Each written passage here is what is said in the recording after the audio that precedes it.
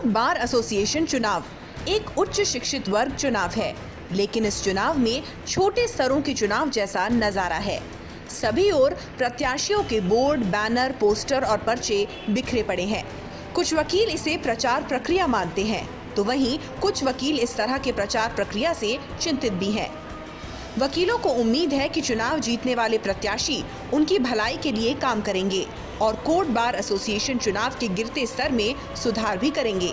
रोहिणी जिला कोर्ट में bar association चुनाव की वोटिंग को लेकर काफी गहमागहमी का नजारा रहा। कोर्ट परिसर में जहां प्रत्याशी समर्थकों की काफी भीड़ रही, वहीं कोर्ट के इलाके में प्रत्याशियों के बोर्ड, बैनर और पर्चे हर जगह लगे हुए थे। रोहिणी बार एसोसिएशन के अध्यक्ष और उपाध्यक्ष समेत विभिन्न पदों के लिए कई प्रत्याशी मैदान में हैं। वहीं चुनाव को लेकर रोहिणी जिला कोर्ट के वकील काफी उत्साहित हैं। वकीलों का कहना है कि विजेता प्रत्याशी उनके हितों की रक्षा के लिए बेहतर कार्य करेंगे। जो यहाँ का रेजिडेंट है, जो 24 घंटे जब भी कोर्ट चले यहाँ अवेलेबल हो, किसी की कोई समस्या हो उसको सुनने में तैयार रहे, उसके पास जाए, समस्या बताए और उसका निवारण हो, वो ही डिजर्विंग कहलाया जाता है। आज हमारे यहाँ रोहिणी बार एसोसिएशन का चुनाव हो रहा है। अब 1 बार 1 वोट हो गया है, तो वोटिंग बहुत कम होती है, उतनी नहीं होती जितनी पहले होती थी।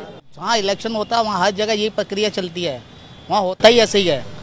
वहाँ पर जो है जो भी इलेक्शन होते हैं वो सब जगह ऐसे ही प्रचार होता है, ऐसे ही इलेक्शन होते हैं, ऐसे ही जो पर्चे फटते हैं, ऐसे ही सब कुछ होता है। रोहिणी जिला कोर्ट बार एसोसिएशन चुनाव के गिरते स्तर और चुनाव में पोस्टर, बैनर और पर्चे वॉर को लेकर वकील चिंतित हैं। वकीलों का कहना है कि ये चुनाव छात्र संघ चुनाव या छोटे स्तरों के चुनाव जैसे हो गए हैं, जिसे बदलने की जरूरत है।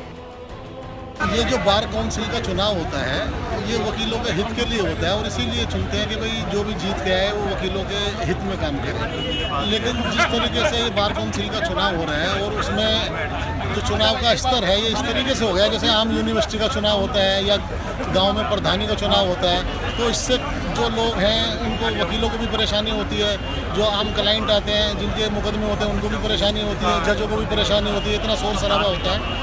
तो मेरी जो भी जीत के यहाँ से आए कैंडिडेट उससे विनती है कि चुनाव के स्तर में थोड़ा सुधार किया जाए। हम लोगों ने अपने वोट को इस तरह ये कर दे देते हैं ताकि ना 2 साल तक हम लोग परेशान रहते हैं। और ये जो चुनाव की जो यूनिवर्सिटी की जो चुनाव होता है, जैसे गाँव की चुनाव होता है, इस तरह की ये चुनाव की माहौल बन गया।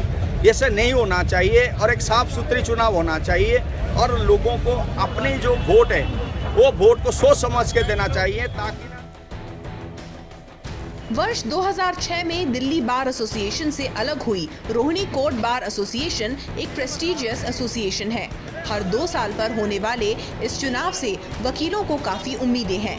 चुनाव मैदान में उतरे प्रत्याशियों ने इनके हितों के लिए कार्य करने का भरोसा भी दिया है। वहीं लॉ कमीशन के फाइन रिकमेंडेशन और चुनाव स्तर में गिरावट से वकील चिंतित भी हैं। ऐसे में देखना ये होगा कि जब रोहिणी बार एसोसिएशन के विजेता प्रत्याशी पदभार संभालेंगे तो इन वकीलों की हितों की रक्षा के लिए क्या कदम उठाए जाते हैं।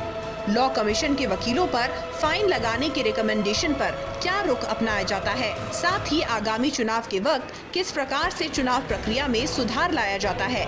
दिल्ली दर्पण टीवी के लिए कैमरामैन नवीन कुमार के साथ विद्यानंद मिश्रा की रिपोर्ट।